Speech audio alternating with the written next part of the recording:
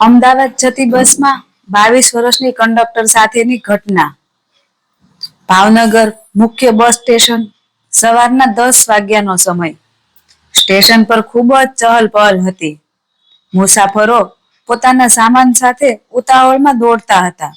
કેટલાક પાનની દુકાન ઉપરથી ચા અને સિગરેટ ખરીદતા હતા.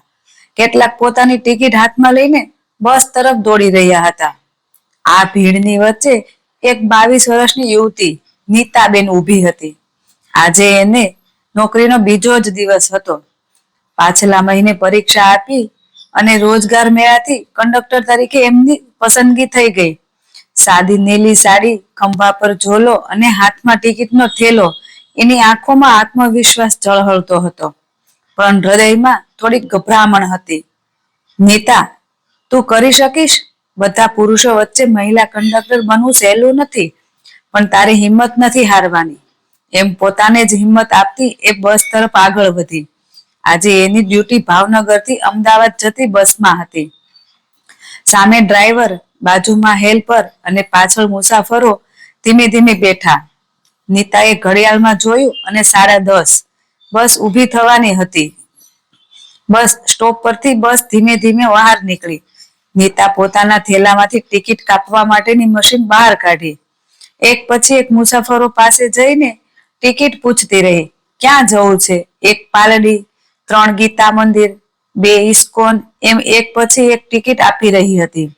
એ જ સમયે એક વૃદ્ધ ખૂણાની બેઠક પર બેઠેલા દેખાયા. સરળ કપડાં, પગમાં જૂના ચંપલ, હાથમાં ફાટેલો ઠેલો. એમ લાગતું હતું કે ઘણો ભાર પોતાના જીવનનો ખંભા ઉપર લઈને બેઠેલા હોય. નીતા આગળ વધી. દાદા, ક્યાં જવું છે તમારે? દાદાએ ધીમા અવાજમાં કહ્યું. દીકરી, બસ જ્યાં ઊભી રહે ત્યાં. નીતા થોડીક અટકી ગઈ. એમ કેમ દાદા? ચોક્કસ ક્યાં જવું છે તે કહો ને, હું ટિકિટ આપી દઉં. દાદાની આંખોમાં આંસુ આવી ગયા. દીકરી, હવે તો મારે ક્યાં જવું છે એ મારી પસંદગી રહી નથી.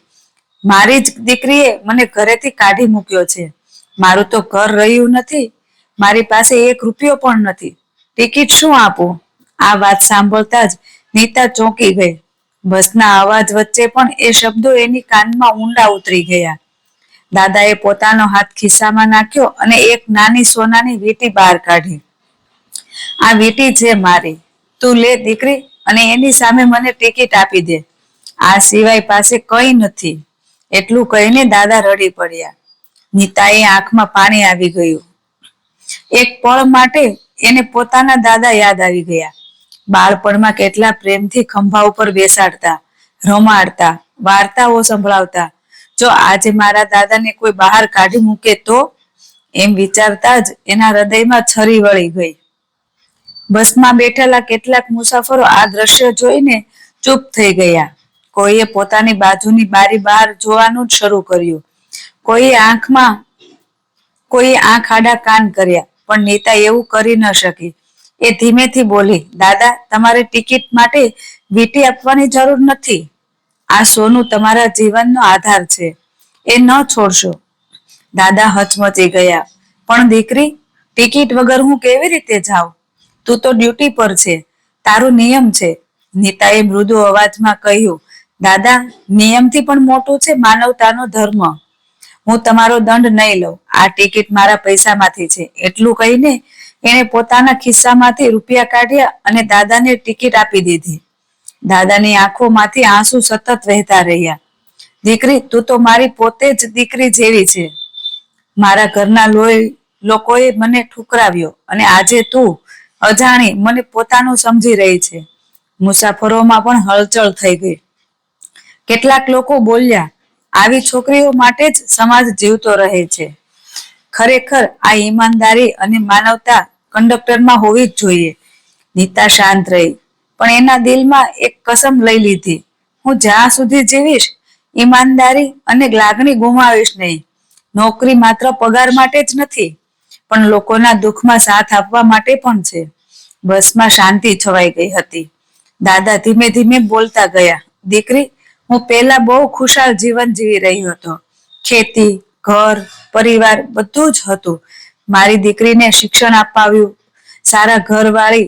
પણ આજે એ જ દીકરીએ કહ્યું, તમે હવે અમારું ભાર છો અને મને ઘર બહાર કાઢી દીધો. નીતા આ વાત સાંભળીને ચોંકી ગઈ.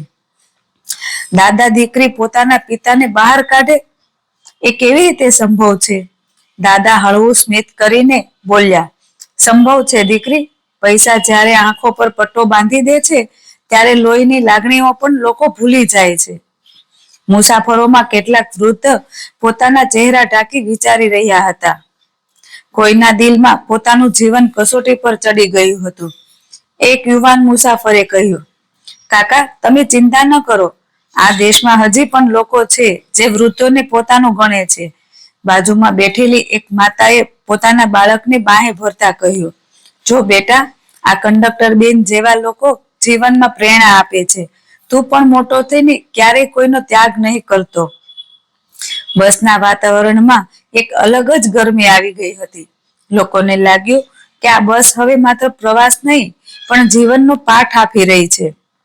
નીતા મનમાં વિચારી રહી હતી, આજે હું નોકરીના બીજા જ દિવસે આવી કસોટીમાં ઊભી છું.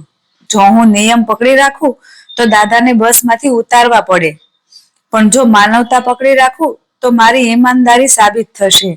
એણે નક્કી કર્યું, મારા માટે સાચું એ છે કે દાદાને માન આપવું, નિયમ પછી આવે. એણે પોતાના મનમાં પ્રાર્થના કરી, હે ભગવાન, મને એવી શક્તિ આપજો કે હું આ દાદા જેવા બેઘર લોકો માટે કંઈક કરી શકું. બસ ધીમે ધીમે ગામડામાંથી પસાર થઈ રહી હતી. ખેતરોમાં લીલોતરી, રસ્તા પર નાના ધાબા, ચાની દુકાનો, બધું જ જીવનની સાદગી બતાવી રહ્યું હતું. દાદા બારીની બહાર જોઈ રહ્યા હતા. એમના ચહેરા પર દુઃખ હતું, પણ નીતા સાથેની વાતો પછી થોડી શાંતિ પણ હતી. નીતા દાદાને પાણીની બોટલ આપતા બોલી, દાદા, થોડીક હિંમત રાખજો. બધું જ ખતમ થઈ ગયું હોય એવું નથી. કોઈ રસ્તો તો ખુલશે જ. દાદા ધીમેથી બોલ્યા, દીકરી, તું જે કહી રહી છે એ જ મારી માટે આશા છે. નહીતર હું તો હવે એકલો પડી ગયો હતો. હવે આખી બસ દાદાની વાત સાંભળવા ઉત્સુક થઈ ગઈ હતી. એક મુસાફરે પૂછ્યું, કાકા, તમને ક્યાં જવું છે હવે? દાદાએ કહ્યું, મારે અમદાવાદ જવાનું છે. ત્યાં મારા એક જૂના મિત્ર રહે છે. કદાચ એ જ મને આશરો આપે. નીતા બોલી, તો પછી ચિંતા કેમ? હું તમને ત્યાં સુધી સલામત પહોંચાડીને જ રહીશ. દાદાની આંખોમાં કૃતજ્ઞતા આવી ગઈ. બસ મધ્યાહને એક નાના ગામે રોકાઈ. મુસાફરો ઉતરીને ચા નાસ્તો કરવા લાગ્યા. નીતા દાદાને પૂછે છે, દાદા, તમને કંઈ ખાવું છે? દાદા સંકોચથી બોલ્યા, દીકરી, ભૂખ તો છે પણ મારી પાસે કંઈ નથી. નીતા સ્મિત સાથે ધાબા તરફ ગઈ અને 2 થાળીઓ મંગાવી, એક દાદા માટે, એક પોતાના માટે. દાદાને થાળી આપતા બોલી, આજે તમે મારા મહેમાન છો. દાદાની આંખો ફરી ભીની થઈ ગઈ.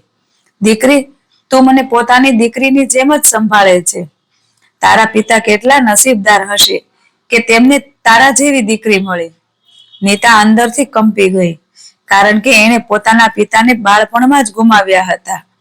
એના હોઠ કાંપ્યા, પણ એણે દાદાને કહ્યું નહીં. ચા પીતા પીતા બસમાં બેઠેલા કેટલાક મુસાફરો એકબીજાને કહેવા લાગ્યા, અરે, આ કંડક્ટર બેનનું હૃદય તો સોનું છે. હા, આવી છોકરીઓ સમાજને જીવતા રાખે છે. એક મુસાફરે તો દાદાને થોડાક રૂપિયા પણ આપીને કહ્યું, કાકા, આ મારી તરફથી. દાદા હાથ જોડીને બોલ્યા, ના, મારે ભિક્ષા નથી જોતી. દીકરીનો સાથ પૂરતો છે. નીતાએ પણ કહ્યું, હા દાદા, કોઈ દાન નથી, આપણે માનવતા જીવી રહ્યા છીએ. બસ ફરીથી આગળ વધી. દાદા ધીમે ધીમે પોતાનું જીવન કહેતા ગયા. હું ગરીબ ખેડૂત હતો, પણ મહેનતથી જમીન ઊભી કરી. પોતાની દીકરીને સારો અભ્યાસ અપાવ્યો. પણ લગ્ન પછી એના પતિએ એને શીખવાડી દીધું કે વૃદ્ધો ભાર હોય છે, અને એ જ શબ્દોમાં મને ત્યજી દીધો. મુસાફરો શાંતિથી સાંભળતા રહ્યા. નીતાને લાગ્યું, આજે માત્ર દાદા નહીં પણ કેટલી વૃદ્ધ આત્માઓ આ બસમાં સાથે સફર કરી રહ્યા છે. સાંજ પડતા જ બસ અમદાવાદની નજીક આવી. દાદાની આંખોમાં થોડી ચમક દેખાઈ. દીકરી, બસમાંથી ઉતર્યા પછી મને મારા મિત્રના ઘરે લઈ જઈ શકીશ? નીતા બોલી, અવશ્ય દાદા, હું તમારી સાથે જ છું. ડ્રાઈવર પણ સ્મિતથી બોલ્યો, કંડક્ટર બેન, તમારું મન તો બહુ મોટું છે. અમને ગર્વ છે કે તમે અમારી સાથે છો. બસ સ્ટેન્ડ પર ઉતર્યા પછી નીતા દાદાને લઈને એક નાની ગલીમાં પહોંચી. એક જૂનું ઘર, લાકડાનો દરવાજો. દાદાએ હળવેથી દરવાજો ખટખટાવ્યો. અંદરથી એક વૃદ્ધ માણસ બહાર આવ્યા. અરે રમેશભાઈ, તમે અહીં? દાદાની આંખોમાંથી આંસુ આવી ગયા. હા મિત્ર, ઘરમાંથી કાઢી મૂક્યો. હવે તારી પાસે જ આશરો માંગવા આવ્યો છું. મિત્રએ તરત જ બાહોમાં ભરી લીધા. મિત્ર, ઘર તારા માટે હંમેશા ખુલ્લું છે. ચાલ અંદર. દાદા મિત્રના ઘરમાં દાખલ થયા ત્યારે નીતા બહાર ઊભી રહી. દાદાએ વળીને જોયું. દીકરી, તું જ ભગવાન છે મારા માટે. આજે જો તું ન હોત તો હું રસ્તા પર પડી ગયો હોત. નીતા ધીમે બોલી. દાદા, હું તો બસ મારી ફરજ જ કરી રહી હતી. આશીર્વાદ આપો કે હંમેશા ઈમાનદારી અને માનવતા સાથે જીવતી રહી શકું. દાદા હાથ ઊંચા કરીને આશીર્વાદ આપતા બોલ્યા, તારો પ્રકાશ ક્યારેય બુઝાય નહીં. દીકરી, નીતા હળવી સ્મિત સાથે પાછી બસ સ્ટેન્ડ તરફ ચાલી ગઈ. એના દિલમાં સંતોષ હતો. આજની સફર માત્ર એક ડ્યુટી નહોતી, પણ જીવનનો પાઠ હતો. તો મિત્રો, તમને આ અમારી વાર્તા કેવી લાગી તે કૃપા કરીને અમને જણાવજો. અને સારી લાગી હોય તો કોમેન્ટ કરજો અને અમારી આ વાર્તાને લાઈક કરજો અને શેર કરવાનું તો ભૂલતા જ નહીં.